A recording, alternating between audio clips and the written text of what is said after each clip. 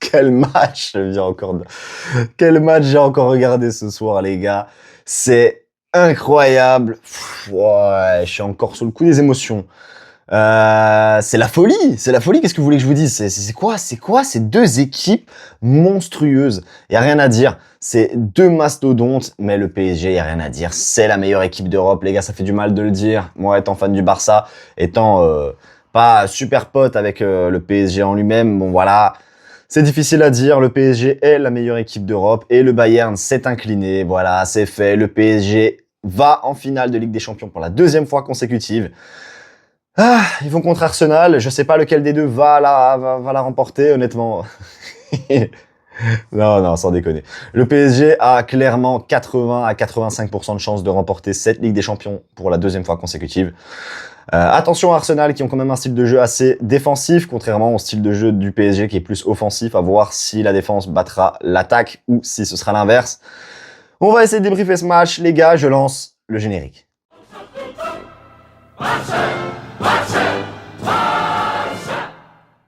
Salut à toutes et à tous, c'est Rizura, j'espère que vous allez tous très bien. Pour ma part, écoutez, ça va, j'ai passé une excellente soirée football, pas comme hier soir.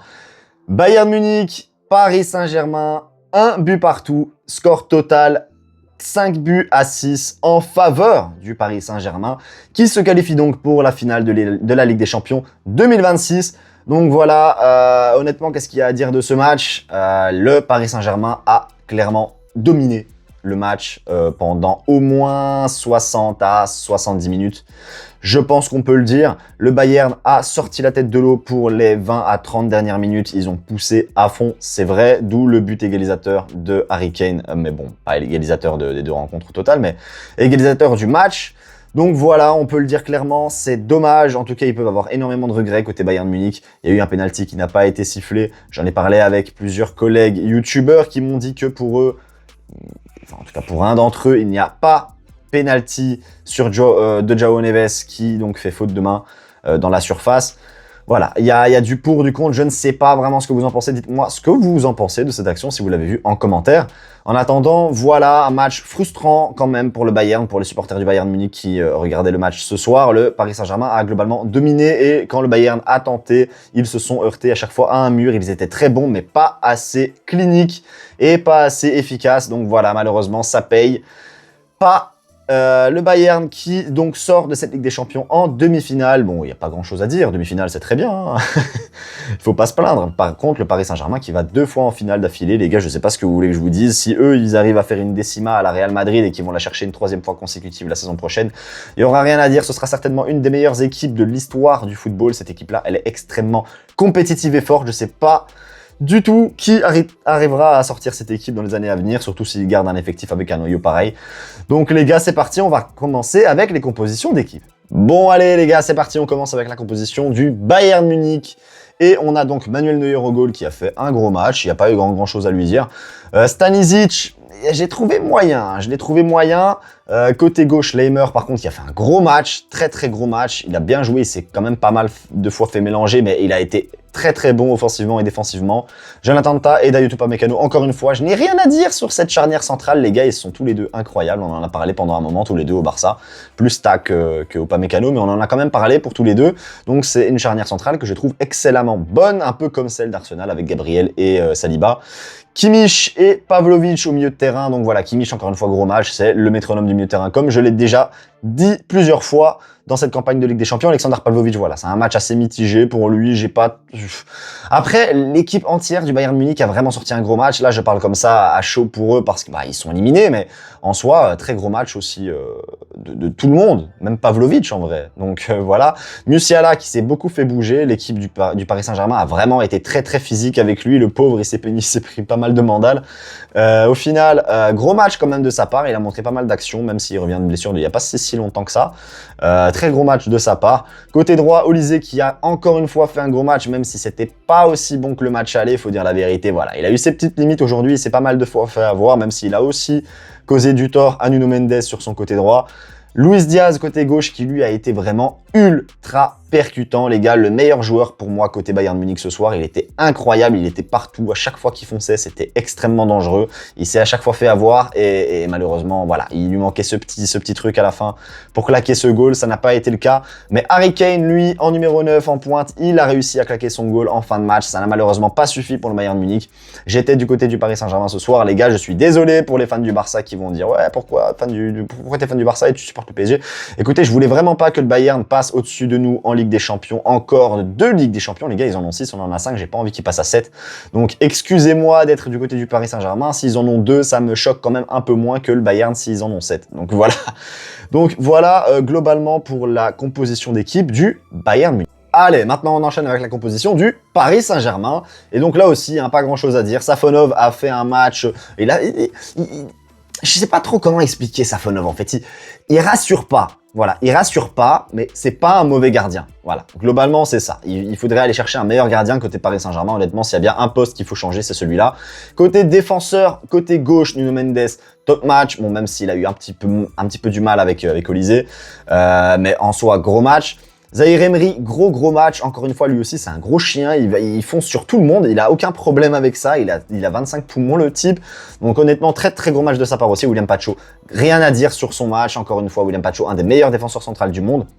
Un des meilleurs défenseurs centraux, pardon, du monde. Marquinhos, juste à sa droite, encore une fois, lui, gros match. Dans les gros matchs, il se montre présent. Le capitaine, il a montré qu'il était le boss de cette équipe du Paris Saint-Germain. Et il a été extrêmement solide défensivement. Au milieu de terrain, bah, écoutez, cette triplette, elle fait mal aussi. Hein. João Neves, Vitinha et Fabian Ruiz. J'ai pas grand chose à dire sur eux. João Neves et Vitinha, les deux sont incroyablement complémentaires. Et à la Coupe du Monde, ça va faire très mal avec Bruno Fernandes. Et côté Fabian Ruiz, voilà, son retour aussi fait du bien. C'est un très bon joueur de complément avec ces deux-là. Un peu comme un Busquets était un très bon complément avec Xavi Iniesta. Voilà, vous connaissez.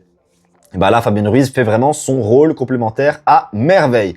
Côté attaque, Gvisha, waouh, on va juste dire Kvara, ça va être plus facile. Énorme match de sa part, honnêtement. Celui-là aussi, un peu comme Luis Diaz, quand il fonce, on peut pas l'arrêter. Ce petit blanc-bec, il est extrêmement fort. Il faudra vraiment le surveiller dans les années à venir. J'aimerais bien que le Barça se positionne dessus. D'ailleurs, ça pourrait être une excellente opportunité. Si jamais on veut échanger Kvara avec Rafi, les gars, ne tombez pas dessus. J'adore Kvaratskhelia. J'ai toujours été un grand fan de lui depuis qu'il est arrivé à Naples. Franchement, c'est un incroyable joueur. Je pense que si on fait un échange avec eux pour Rafi, en vrai, il y a moyen que ça se négocie. Non, bref. Côté droit, Doué aussi, gros match. Lui en intermittence, parce qu'à plusieurs reprises, il a raté. C'est vrai qu'il a été extrêmement percutant, mais à plusieurs reprises, quand il tire, voilà, c'est dommage, c'est toujours à côté du goal. Même si son match est très bon et je n'ai rien à dire dessus. Et puis Ousmane Dembélé, qui lui est donc le buteur de ce début de match. Rien à dire aussi sur Ousmane Dembélé. Il a fait un gros match le temps qu'il a joué. Et puis voilà, c'était un match assez globalement bien fait de sa part. Voilà pour la composition d'équipe du Paris Saint-Germain. C'était extrêmement solide, rien à dire. Les deux équipes ont été super bonnes. C'est parti, on va enchaîner avec les statistiques du match. Allez, c'est parti, on enchaîne avec les statistiques du match. Et là, vous allez voir que c'est un peu contradictoire parce que je vous ai dit que le Paris Saint-Germain avait globalement dominé, même si 15 tirs chacun, les gars, avec 8 tirs cadrés côté Paris Saint-Germain et seulement 5 côté Bayern Munich, même si ça va, 5 tirs cadrés, c'est pas dégueu non plus. Qu'est-ce qu'il faut dire là-dessus? Le Paris Saint-Germain a autant tenté que le Bayern Munich, mais ça ne veut pas dire que le Paris Saint-Germain n'a pas plus dominé que... Enfin, ça ne veut pas dire que le Paris Saint-Germain a moins dominé que le Bayern Munich. Pardon, excusez-moi, j'ai eu du mal à m'exprimer. Mais globalement, on voit que le Paris Saint-Germain était plus clinique, car plus de tirs cadrés, le même nombre de goals, mais globalement, 15 tirs chacun, ça s'explique pourquoi, parce que le Bayern Munich a vraiment énormément tenté en fin de match, mais sinon, dans la globalité, le Paris Saint-Germain était beaucoup plus dominant. 62% de possession pour le Bayern Munich et 38% seulement pour le Paris Saint-Germain. Vous allez dire, mais tu vois, qu'est-ce que tu racontes? Mais les pourcentages de possession, savoir que le Paris Saint-Germain a commencé à jouer bloc bas à partir d'un certain moment dans le match. Donc c'est forcément à ce moment-là que le Bayern Munich a vraiment pris possession du match. Donc on peut pas dire que la possession de 62% soit vraiment méritée sur l'ensemble du match.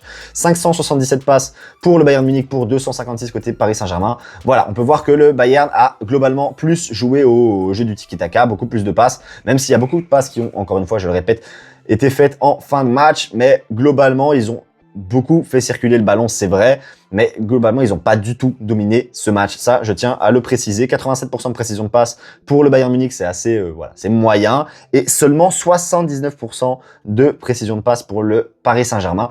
Voilà, c'est assez bizarre parce que le Paris Saint-Germain a quand même fait un énorme match. Ils n'étaient pas très dans la passe. Vous allez voir que quand même, ça se voit dans les statistiques. Un match de 90 minutes, même un peu plus, 95 minutes. Et au final, seulement 256 passes.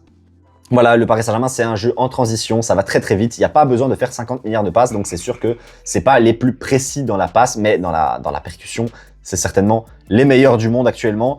11 fautes côté Bayern Munich pour 12 fautes pour le Paris Saint-Germain. Donc voilà, c'est du kiff-kiff. 2 cartons jaunes côté Bayern pour 3 cartons jaunes côté Paris Saint-Germain. Donc voilà, encore une fois, c'est assez classique. 0 carton rouge des deux côtés, 1 hors-jeu côté Bayern, 0 pour le Paris Saint-Germain et 1 corner pour le Bayern Munich, 8 pour le Paris Saint-Germain. Donc vous voyez que beaucoup plus de corners côté Paris Saint-Germain. Ils ont été bien plus percutants, ça se voit, plus de corners, 8-1. Les gars, il y a quand même une sacrée différence. Globalement, dans les statistiques, voilà, c'est assez difficile de juger vis-à-vis de ces statistiques, mais globalement, dans le match, le Bayern Munich et le Paris Saint-Germain ont été deux équipes extrêmement solides, mais le Paris Saint-Germain s'est quand même démarqué dans ce match, je tiens quand même à le préciser. Donc voilà, globalement pour ce match, victoire, qualification méritée du Paris Saint-Germain sur l'ensemble des deux matchs. Ils n'ont pas été extrêmement supérieur sur l'ensemble des deux matchs au Bayern Munich. Je pense que c'est sincèrement du 55-45. Les deux équipes ont montré un visage excellemment bon. Je pense sincèrement pas que le Barça se serait qualifié ni contre le Bayern, ni contre le Paris Saint-Germain, que ce soit en demi ou même en finale d'ailleurs. Donc dans tous les cas, heureux de ne pas avoir affronté un de ces deux-là pendant le parcours et d'être sorti quand même la tête haute contre l'Atlético. Voilà, ça va donner lieu à quand même une très belle finale entre Arsenal et le Paris Saint-Germain. Les deux ne se sont pas vraiment beaucoup affrontés. Il faudra voir ce que ça donne. Ils se sont rencontrés, hein, mais ils ne se sont pas souvent rencontrés. À voir ce que ça donnera à leur plein potentiel dans une finale, les gars, de Ligue des Champions. Ça va être explosif. En tout cas, sincèrement, ce match... frustrant pour le Bayern Munich, en gros c'est vraiment ça que je tiens à dire, mais pour la globalité, le Paris Saint-Germain, voilà, mérite sa place en finale de la Ligue des Champions. Je suis un peu dégoûté, voilà, en tant que fan du Barça, de devoir laisser la place au Paris Saint-Germain et à Arsenal, voilà, alors que Arsenal sont à peu près dans la même situation que nous. Ça fait longtemps qu'ils n'ont plus été loin en Ligue des Champions, un peu comme nous. Au final, eux, ils vont en finale, pas nous, alors que ça fait longtemps que nous, on espère y aller quand même. On avait plus de possibilités, je pense, dans l'histoire là récente que Arsenal d'y arriver. Pourtant, c'est eux qui sont le Paris Saint-Germain. Avec l'argent du Qatar, les gars, j'ai pas envie de critiquer, mais vous connaissez, hein, le limite du fair play financier en France, il est quand même assez... très peu, hein, vous voyez ce que je veux dire. Donc voilà, il faudra voir pour le mercato du Barça. Mais en attendant, voilà pour cette demi-finale retour de Ligue des Champions entre le Bayern Munich et le Paris Saint-Germain. Dites-moi ce que vous en avez pensé en commentaire. En tout cas, voilà, je pense que le débrief a touché à sa fin. On n'a plus grand-chose à rajouter.